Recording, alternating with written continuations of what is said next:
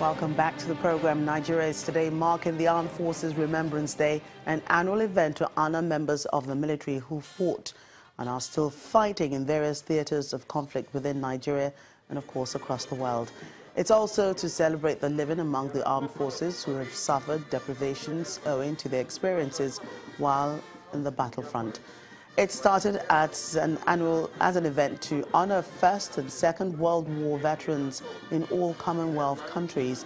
It's held on January 15th every year to mark the surrender of Biafran troops to the federal troops, which signaled an end of the Nigerian Civil War that lasted from 1967 to 1970. Officials of the Nigerian Army, Navy, Air Force and the Nigerian Legion are all converging on different centers across the nation to celebrate the day with parades.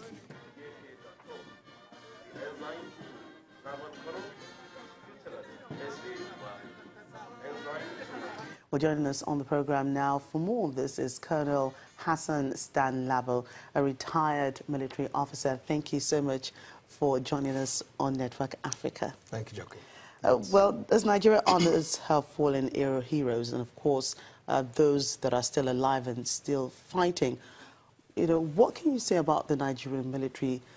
Are they at a level where they really should be in 2018?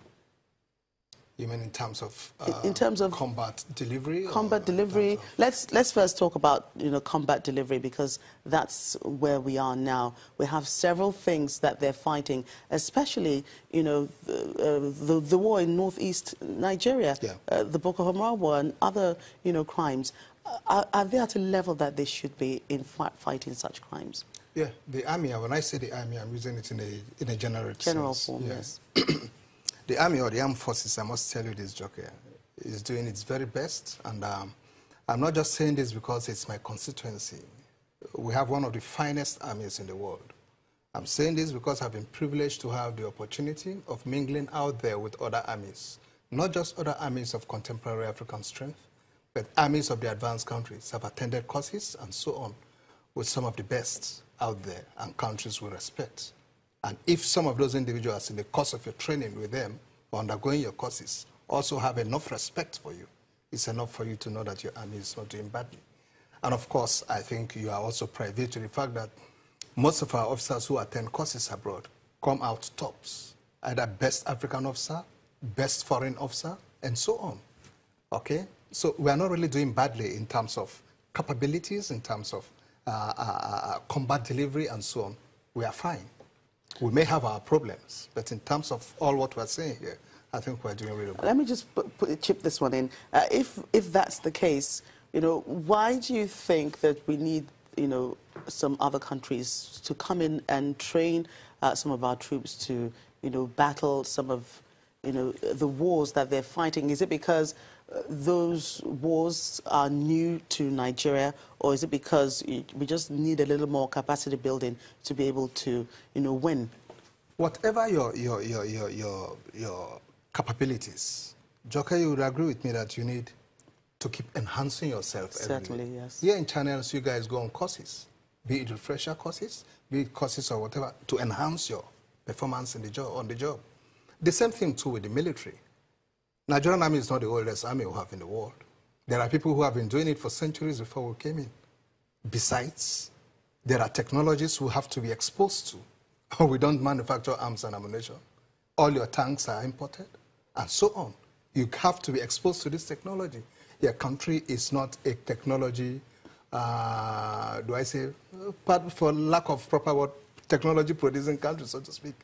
And if today's warfare is driven by technology, then you've got to go out there and get trained and get those who know who can do it better than you to come in and teach you what to do. Right, so let's talk about, the remembrance. Of course, we have said that we're remembering fallen heroes and we're remembering those who are alive as well. Where are we in the terms of, welfare for these officers? Because I know that, the Remembrance Week and, of course, the actual day of celebration, these issues are thrown up, talking about welfare for the military. Where are we now? Should we be doing better than we are doing right now? Sure, we should be doing far, far better than wherever we are now. When you talk in terms of welfare for troops, that is serving personnel, and veterans, which is a category I belong to, I must tell you that there is still a long, huge gap to be filled. In the last dispensation, where we are all just coming in from, I would have told you, look, nothing is on ground. But with the present administration, maybe because the president himself is a military man and he knows the need for motivation and enhancement of welfare of troops and how much that could impact on delivery, on capacity delivery in the field, quite some amount of improvements have come on board, but I still feel we still have a lot to do. We should be looking at welfare, I mean, the health issues concerning veterans and serving soldiers, especially in the case of the veterans, because I learned there was this talk, was it yesterday or so, that the health, National Insurance Health Scheme has been extended to, include veterans and so on. What is the depth? Extension is not enough. What is the depth?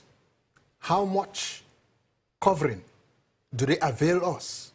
When you come with a health scheme, insurance scheme, that addresses, as far as I'm concerned, and like I like putting it, that addresses only my headache and malaria, and you think you've given me, extended me health care, you haven't. And that's why someone like me as a person opted out of it, because I felt I can take care of malaria and headaches. At the age where veterans are today, we're either in our 50s, 60s, or 70s. So you should come up with a scheme that is able to address the issues of your organs. The guy's livers, his heart condition, his pancreas, and so on. Not just malaria and headache. And then you turn and tell the whole world, oh, we've extended health care to them. No, you haven't extended health care to me. I can treat my headache and malaria. My colleagues who have heart conditions, what are you doing about it? Those who need, what do you call it? Is this cirrhosis or whatever? I don't know the right term. Thing. Spinal cord. Yes. What are you doing about them? There are lots of guys out there who can't afford or who are not as strong as we are to be able to get additional jobs that can give them additional income. What are you doing about the take-home monthly pension for the guys, for the veterans?